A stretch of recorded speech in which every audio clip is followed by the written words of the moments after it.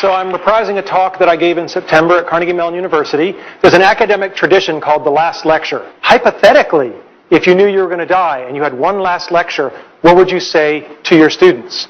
Well, for me, there's an elephant in the room. And the elephant in the room is that for me, it wasn't hypothetical. I've been fighting pancreatic cancer. It has now come back after surgery, chemotherapy, and radiation. And the doctors tell me there's nothing more to do and I have months to live. These are my most recent CT scans. The pancreatic cancer has spread to my liver. There are approximately 12 tumors. I don't like this. I have 3 little kids. Let's be clear. This stinks. But I can't do anything about the fact that I'm going to die. I'm pursuing medical treatments, but I pretty much know how this movie's going to end. And I can't control the cards I'm dealt, just how I play the hands. Now, if I'm not morose enough for you, I'm sorry to disappoint, but I don't choose to be an object of pity. And in fact, although I'm going to die soon, I'm actually physically very strong. In fact, I'm probably physically stronger than most of the people in this audience.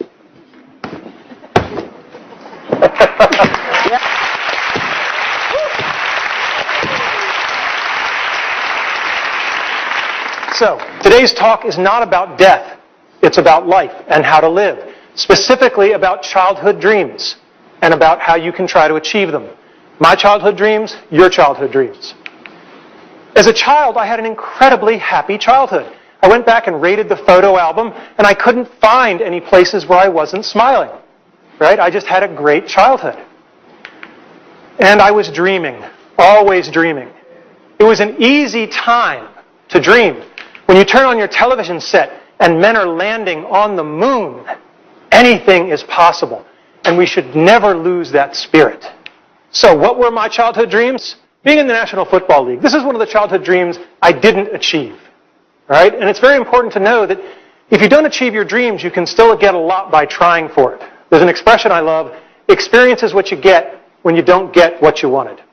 Now, I played Little League football for a long time, and I had a phenomenal coach, Coach Jim Graham. And he was old school. When I was at a practice, he rode me all practice. You know, you're doing it wrong, go back, do it again. You're sloughing off, you owe me push-ups. Just for 2 hours, it was relentless. And after practice, one of the assistant coaches came up to me and he said, yeah, Coach Graham rode you pretty hard. And I said, yeah. And he said, that's a good thing, because it means he cares. When you're doing a bad job and nobody points it out to you, that's when they've given up on you. And that's something that's really stuck with me, is when somebody is going to ride you for 2 hours, they're doing that because they care to make you better. So, next dream, Walt Disney Imagineering. When I was 8, my family took the pilgrimage to Disneyland in California. And it was this incredible experience, the rides and the shows and the attractions and everything. And I said, gosh, I'd like to make stuff like that when I get older. So I graduated from college and I tried to become an Imagineer. These are the people who make the magic. And I got a lovely rejection letter. And then I tried again after graduate school. And I've kept all of these rejection letters over the years. They're very inspirational. But then the darndest thing happened. You know, I worked hard, and I became a junior faculty member, and I specialized in doing certain kinds of research. That's me.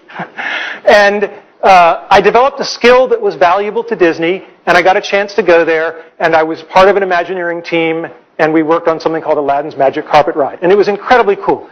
However, it took me over 15 years to do it, and lots of tries. And what I learned from that is that the brick walls that are in our way are there for a reason.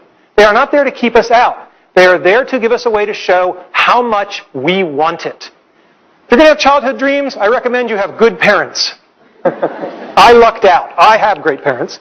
This is my mother on her 70th birthday. I am the blur in the back. I have just been lapped. This is my father on his 80th birthday. There is this notion of have fun all the time. Have a sense of fun and wonder. That should never go away. All right? My dad, what an incredible guy. He fought in World War II. He was clearly part of the greatest generation.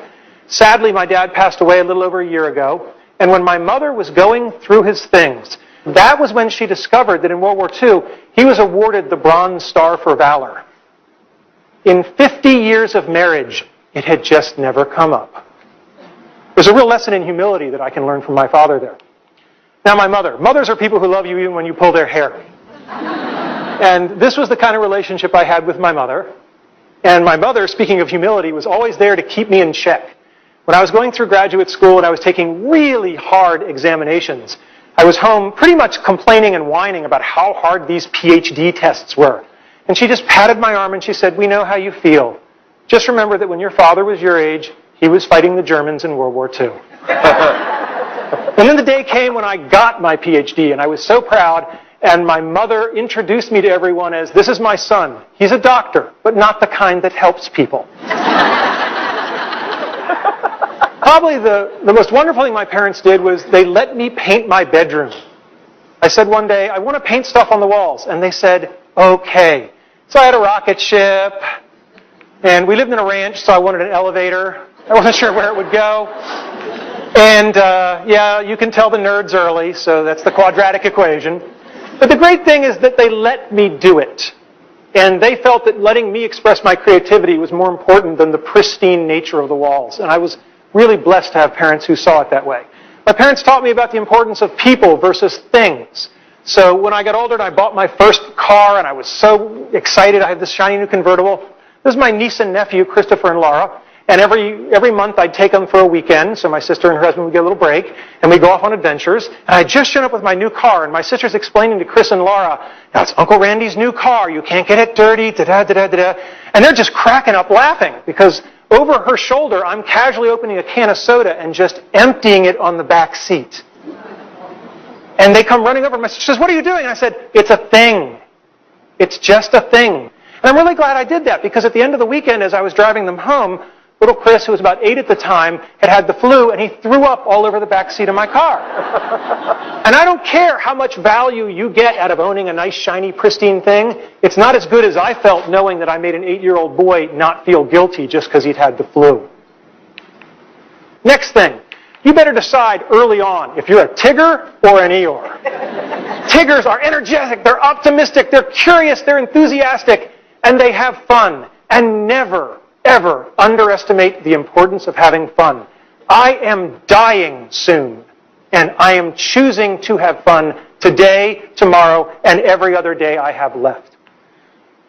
If you want to achieve your dreams, you better work and play well with others, and that means you better live with integrity. Simple advice that you'll find hard to follow, just tell the truth. Second thing, when you screw up, apologize. There are a lot of bad apologies in America. A good apology has 3 parts. I'm sorry. It was my fault. How do I make it right? Most people skip that 3rd part. That's how you can tell sincerity. The last thing is that we all have people that we don't like, that have done things we don't like, and what I have found is no one is pure evil. If you wait long enough, they will show you their good side. You can't make them do it in a hurry, but you can be patient. Show gratitude. When I got tenure, as a young faculty member, there were about 15 young kids who'd been working in my research lab. I took them all down to Disney World for a week on my nickel. And one of my colleagues said, "This must have cost you an arm and a leg. How could you do it?" And I said, "These kids just worked day and night for years so that I could get the best job in the world for life. How could I not do it?" I mean, gratitude is a very simple thing, and it's a very powerful thing. And lastly, I don't think complaining and whining really solves the problem. This is Jackie Robinson, first black major leaguer, had it in his contract not to complain if people spit on him. All right? Now, I don't care if you're Jackie Robinson or if you're a guy like me who's only got a couple of months to live. You can choose to take your finite time and energy and effort, and you can spend it complaining, or you can spend it playing the game hard, which is probably going to be more helpful to you in the long run. Now, I told you this is part of the lecture series at Carnegie Mellon University. And it's important for you to know why I gave the talk. Okay? The talk isn't just about how to achieve your childhood dreams. It's much broader than that. It's about how to live your life. Because if you lead your life the right way, the karma will take care of itself. The dreams will come to you. If you live properly, the dreams will come to you. I think it's great that so many people have benefited from this lecture. But the truth of the matter is that I didn't even really give it to the 400 people at Carnegie Mellon who came. I only wrote this lecture for 3 people. And when they're older, they'll watch it. Thank you.